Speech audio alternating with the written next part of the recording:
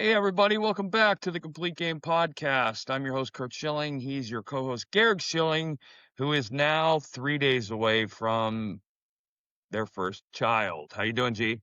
Asterisk pending this episode. We'll see. Hope this might be the last episode I'm not a father for, though. So stay tuned. Yep. But throwing it What's going around the on? MLB a little Yep, bit, yep. What's we going on had around baseball? Paul Skeens had an impressive outing yesterday against the Blue Jays. Got a rare W for him. In 6 innings, he gave up 5 hits, 2 earned runs at 8 Ks. And then also yesterday, Bryce Harper of note hit 2 balls 440 feet in consecutive innings. I posted it on our Instagram. It was a cool clip. Like, I was just gonna for a mention second, talk too. about how hard that is to hit a ball one time, You 440 know feet, what? yet I got back to to see back. this in 04 and 05 and with Manny and David in 06 and 07. And I felt like it was something that RJ did for me. Don't go to sleep on the fact that everybody's talking about Kyle Schwarber, and rightly so, who's having a monster year and doing great things. And I don't care about his batting average. He's got a 370 on base percentage. That's all I give a shit about. That everybody, and you've heard this conversation, and I've said it repeatedly. I was who I was in 01, 02, and 03 because I pitched with Randy. He elevated my game in ways that no one else could have done. I saw Manny do it to David. I saw David do it to Manny. And I feel like there's a little bit of that with Harper's in the, and he doesn't care. He's not going to say anything. He doesn't want Kyle not to do well. He wants his teammates to do great, and they clear. But there's a part of superstardom that just remember I'm here, guys. Yeah, you It's a could. healthy competition. Yes, and it's the whole, yeah, okay, you got Schwarber out, but don't forget, dude, I got an MVP, and I'm pretty good myself. And it's not it's an ego-driven thing in a very positive way. And I feel like you've seen Schwarber kind of Harper in the last couple days. He plays the game at 11 on a scale of 11 on the 1 to 10 scale, always has. But it's nice to see. I don't know. I don't think we see Zack Wheeler again this year at all. And that's my medical unopinion, in the sense that it's a soft tissue injury and it requires, I mean, let's get past the baseball piece. This is a life thing. Blood clots can kill you. And for throwing athletes and overhead athletes, thoracic outlet is a common thing. Some guys will have a rib taken out. They'll go in and blow up the blood clot, yada, yada. And there's monitoring. And one thing I learned about being a professional athlete is with the money they invest in you, you have and get the best medical care on the planet. I don't know that anybody in the medical side of this is looking at it like, hey, when can we get Zack back on the mound? I think the medical team, rightly so, is saying, when can we say Zack Wheeler is healthy enough to go back to doing the thing he does? With the soft tissue stuff, I just worry about. I hope and pray he's back, because I mean, Sanchez tonight is already punched out 7 in 3 innings. Schwarber hit his 44th. If you've got Sanchez, let's just put it this way: if you're going up against the Phillies, Suarez and Sanchez pitching games 2 and 3 behind Zack Wheeler is terrifying. Not that you could give Suarez the ball game 1 and be comfortable, but it's just a completely different ball game. And I've said it forever. In October, it's about swing and miss pitching, and Zack Wheeler has proven himself in October. And Suarez and Sanchez and the bullpen stuff going on there with Duran closing them out and all the things. There's such a good vibe going on in Philly right now. I'm excited. Ranger also had the start yesterday and punched out 10 over 6 and 2/3. So yeah, just more evidence to what you're saying. Yep. And as I started that with Harper, hit 2 bombs last night. Schwarber, you mentioned before we hopped on, hit 1 today. So it's just more of that 1-2 punch, healthy competition you're talking about. And like I said, don't talk to me about Schwarber's batting average when you're talking about MVP. Talk to me about Kyle Schwarber's on base percentage. I think that the only reason I think Ohtani could be there is because of the added value of the pitching, which is not something you can't penalize him for that. but at the same time, I always and I told you this, the word valuable in that award is the most important word to me. It's not most home runs, it's not most RBI player, not most it's the most valuable player. And I would be very comfortable saying right now, there's a couple other guys to talk about, but I would be very comfortable with the fact that Kyle Schwarber is more valuable to the Phillies than any player in the National League is to their team. Is just remind me, the Hank Aaron Award is The Hank Aaron Award was to get people to stop voting for the best hitter for the MVP. Hank Aaron Award yeah. is the best hitter, So right? that's like I guess like the best counter argument to what Kyle should win instead of, because again, like you're saying, it's impossible to equate these guys evenly when he plays for one and a half players most of the time. Right. Shohei And does. and Ohtani, you could argue, is having a better offensive year than Schwarber. Yeah, But that's but there's value to timing. And I always used to hear fans talk about stupid stuff. Like, "Oh my god, he only homers in meaningless games." Like, you know what? Shut up. But on the flip side, I saw guys who could perform when it was 11 to nothing and froze up when it was 2 to 1. So or it's in October or right, right, exactly right. speaking of healthy competition, in October we got the Cubbies and Brewers started a very crucial series that the Brewers took game one of yesterday off a 7-0 win from Freddie Peralta, who moves to 15-5 with a 2.78 Right. and And continues it to be the Woodruff's dominant. going game 2, right? Yep. Yeah, yeah. Today they had a doubleheader today. That one I believe was yesterday that Freddie started, but the earlier one today, the Cubs took 6-4 off of what's his name? Owen Casey? Is that the kid's Yeah, name? but it was Boyd that pitched game 1 for the Cubs. And Yeah, I think, yeah. right? And I wanted to comment about I watched the Casey home run. First of all, uh, I'm watching the highlights and getting frustrated by the lack of fastball command. But Casey takes a ball down and in, drives it to left for a single. But if you go watch the home run, I never you never like to read too much into something, but I know from watching hundreds of thousands of hours of hitting that there are certain swings that tell you things about players. And if you watch the home run, it's a bad pitch, and especially in Wrigley. It's a fastball, belt high, outer half of the plate, but he did exactly what really, really good hitters do, which was he brought the barrel to the ball and let it go. He didn't try and pull it. He didn't try and hit it hard. He gave it a good hitter swing, and it went in the basket. And God bless the Cubs now. They have two gingers that are just playing their asses off. I mean, I didn't realize that Pete Crow Armstrong's slump was as bad as it was. His numbers are terrible. Yeah. Um, Yeah. but he's still going to be an I MVP, mean, perennial MVP guy, and uh, uh, they're where they are with a horrible Pete Crow Armstrong. God forbid he gets hot. I'll get to some of that later with playoff percentages since the All-Star Yeah, yeah, break. But the last thing I had before we move into some Josh Hader talk, we have Hunter Brown versus Tariq Skubal going on right now, which is a pretty premier pitcher matchup after you got Paul Skeens And I got to yesterday tell you, I'm against the not Blue sure what it Jays. So says about our fantasy league because Garrick and I are in a fantasy league, fantasy baseball league for the first year. We're doing a keeper league, and I picked up Hunter Brown on waivers early in the year, which surprises me and disappoints me at some of the lack of quality ownership in our league.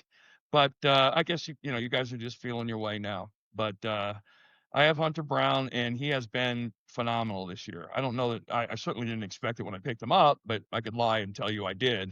Um, but yeah, he's up against Scooble, and again, that used to be must-watch TV, and it probably is right now in that sense. But that pitchers matchup is going to see both starters go 6 and give up 3 hits, punch out 8, give up a run, and come out of the game. And and could be a potential more serious matchup in a couple months that could be because game like 1 of a division round or a wild card round. Absolutely. seriously.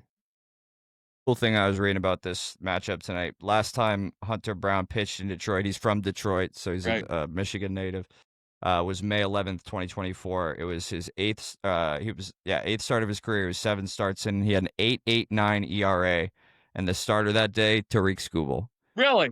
So Hunter Brown went on to finish the year 11-5 with 2.46, and this is his first time pitching in Detroit since he's found his bearings as an Yeah, MLB everyday and don't starter. So that's one of those things when you talk about gamblers and betting, one of the things that good bettors understand is that hometown thing. Like, every time when I went to Arizona and came back to Philadelphia, it was like a playoff start. And when I was in Philadelphia and we went to Arizona and they weren't very good, it was like a playoff start. And if you look at my starts in those different places, I had some very good games because there was way more incentive. I'm pitching against my old team.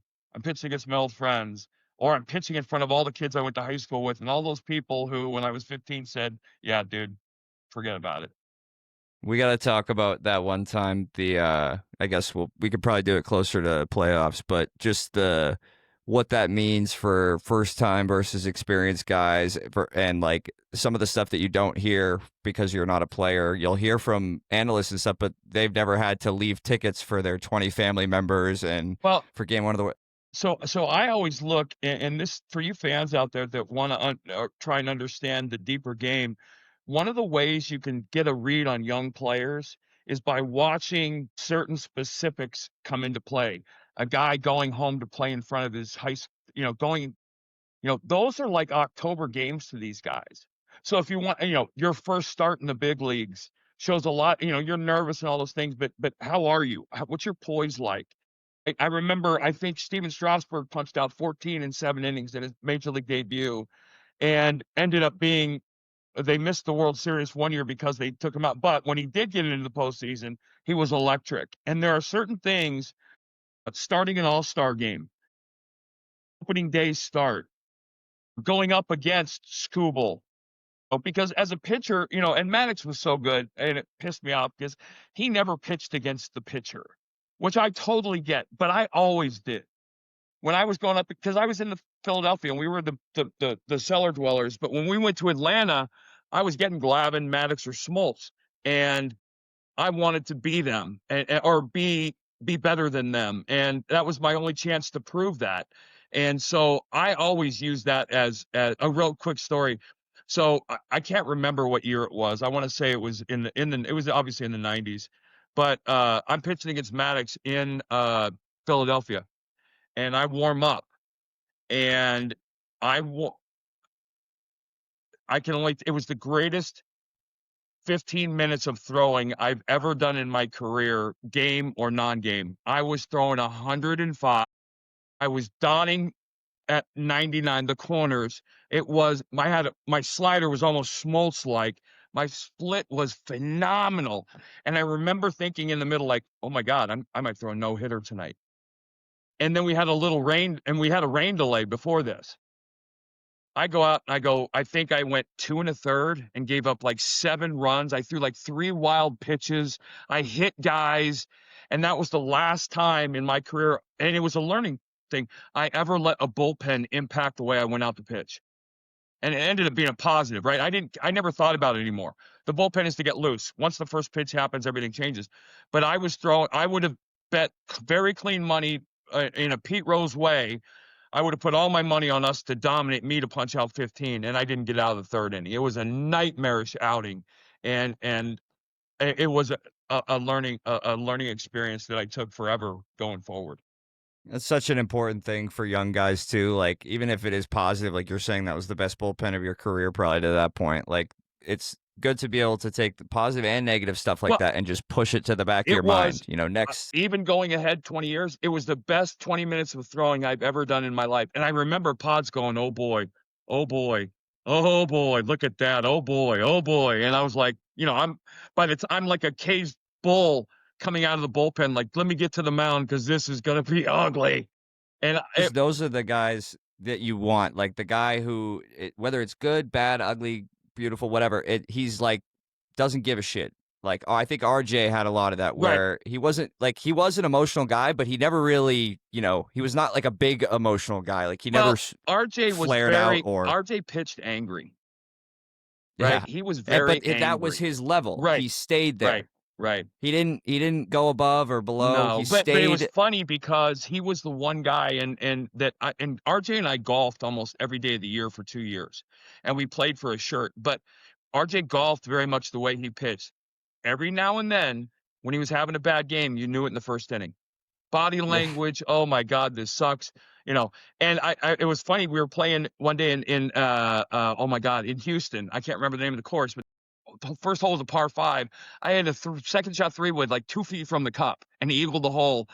I think he parred, and it was over. He was just like, "Oh my God, this sucks. This is," and I can remember seeing that on, every now and then. Obviously, you have those every now and then. You could see his body language was the same, and I was like, "Dude, you're Randy Johnson. Like every game is an auto win for you." And it wasn't, obviously, but those are the kind of things and it was those are my career was built on lessons like that, and I took them and used them forever. So, hey, I wanted to touch real quick on the Josh Hader news. Uh, Josh Hader, and again, I don't profess to be a doctor, but let me just preface what I'm saying medically by this. An honorary doctor. Well, I got hurt in 1993, 94, 95, and like everything else, I consumed myself with learning. And I went to and read and did everything. I got to sit in on an autopsy of the human shoulder early in my career, and at the behest of my doctor. And I wanted to understand all the physics. I wanted to know, hey, when I'm aching, I could visualize the muscles that were hurting, sore, whatever. Um, but I got an intimate look at the shoulder and how amazing the whole structure is, and understanding the bicep. And I told you, I'm not sure if I told the story, but when I was young, I broke my elbow and I had an X-ray, and my doctor said that I had something. It was something along the lines of cats, feline. It was a feline thing. My bicep tendon was like a feline in that it went up and attached into my labrum, but it split into two thick cords at the top, which gave it extra security. And it was like a really good thing. And I come to find out later in life that 17% of people were born with this condition, but like 70% of the throwers in the big leagues have it.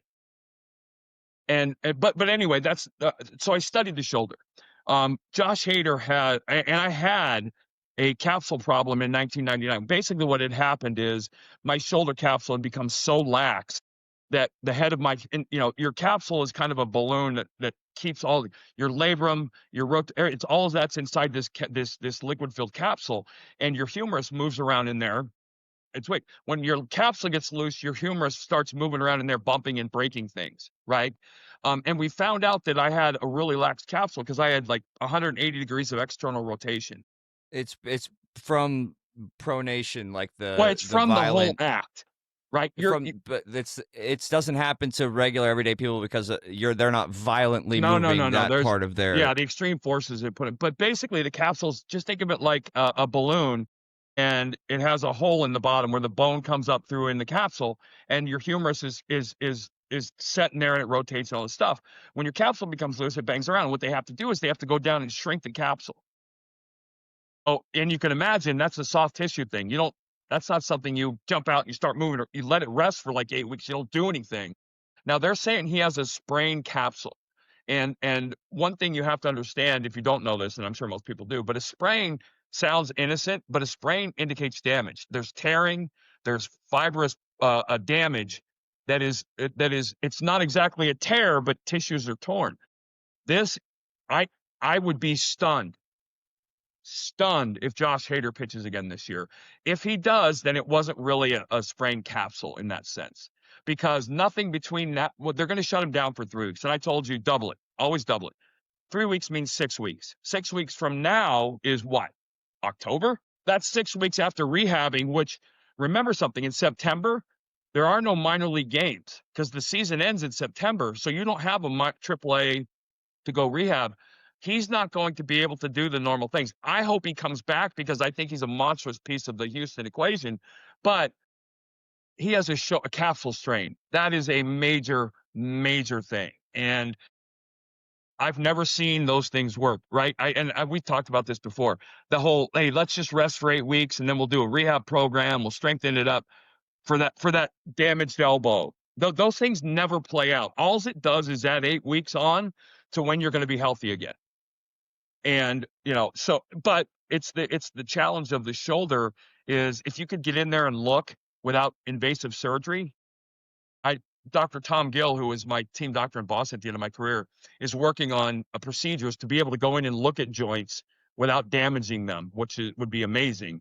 All that's to say, I would be stunned if Josh Hader comes back and pitches this year, and I would probably be a little bit surprised if he comes back without having that capsule surgery. But thoughts and prayers out to you, Josh. I hope you're back soon, buddy. Yep. And then related to the Astros news, I got some numbers from it's called Fangraphs. It's about playoff percentages Right. since the All-Star break.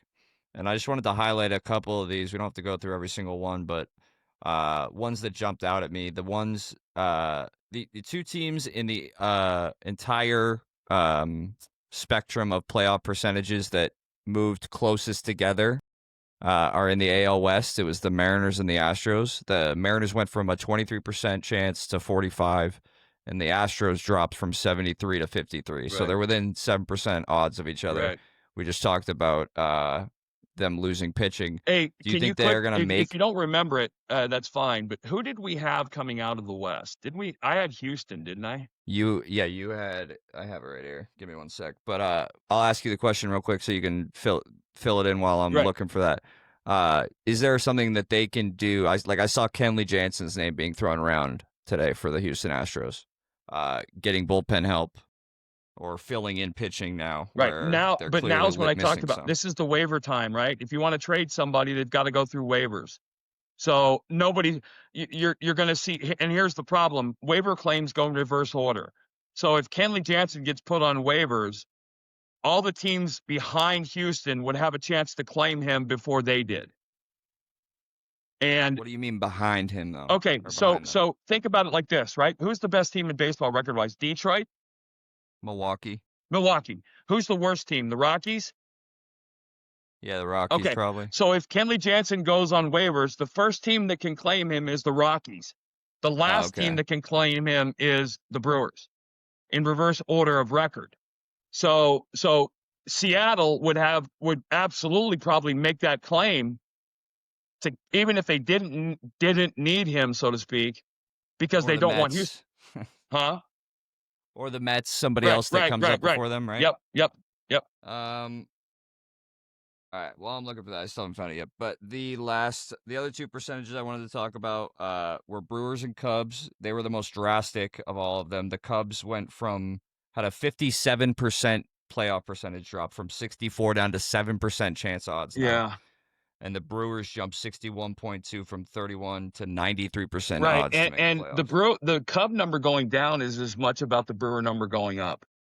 That's what my thought was, but 7% seems crazy. Like that's right. Well, it's what I said, right? When we talk about the wild card, it's not about the fact that you're 5 games back of the last place.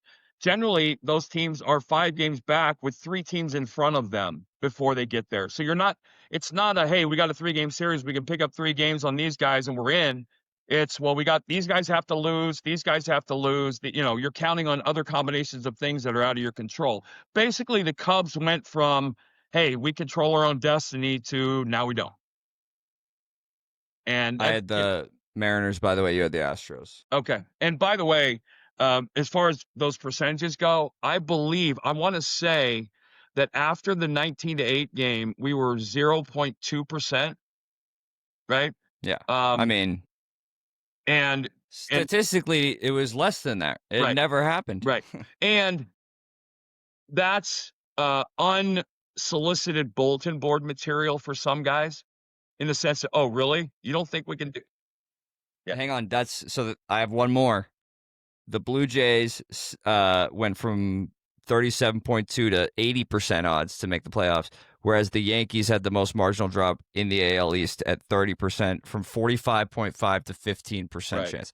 Yeah. So, again, I said this early on in an episode that we have some new listeners probably. I have a Yankees future. It's the only future I had before the MLB season started. Should I feel good about people not talking about the Yankees? Because, I mean, they're still...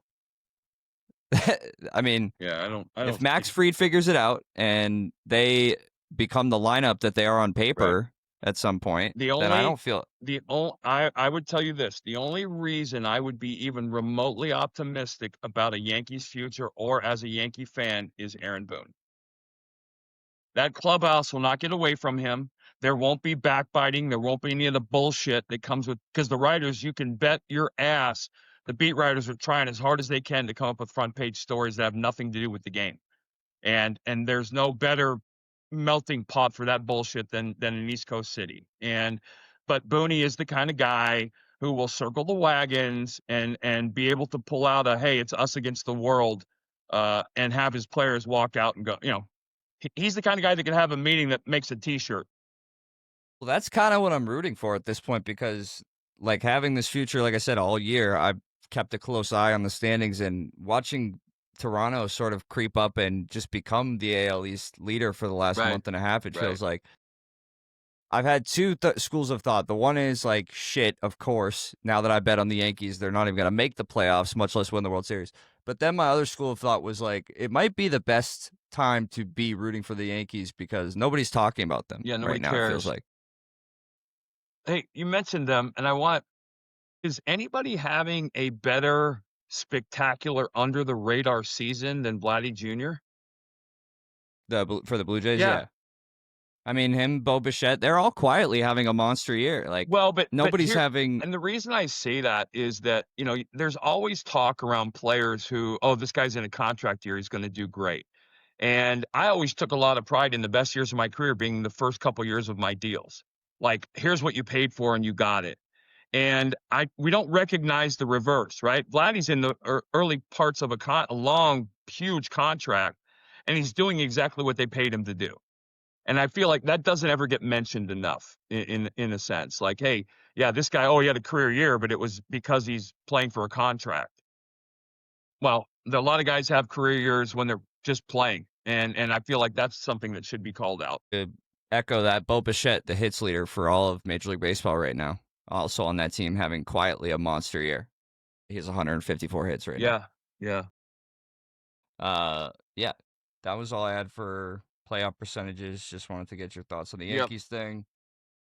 yeah. So You want to guess a and teammate, or yeah, you got yeah. anything Real quick else? though, talking about the Brewers with Woodruff throwing in that second. If you go look at Brandon Woodruff's stats, Brandon Woodruff is completely back, and Yeah, and and we that talked about that is when he a came back at monstrous first. that's a monstrous quote unquote trade line deadline acquisition.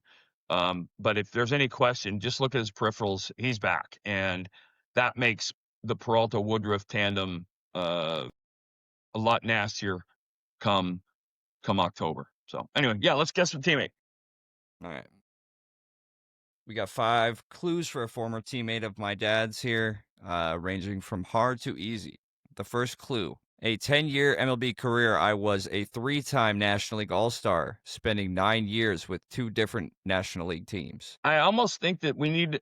I'm never going to guess on this one. I almost feel like we need to define what team I played with him on, or if I played with him on multiple teams. Just so I mean, because I'm assuming it's Philadelphia, but This'll be like, again, I know you want to be I know you want to get seen as smart and get it right away, but you played baseball with these guys. It's no, no, I'm no. trying to make it That's fine. hard That's for fine. you at first. You're I just never don't supposed to get it on the first one. like. No, no, no. But I never have. I don't even have like an idea. It should be you throwing a dart in a pitch black room and hitting a bullseye on this first one. Right. That's what I Okay. want it to Okay. be. So All you right. should be in the dark All completely. right. Let me go with 3-time All-Star, 10 years in the National League, you said?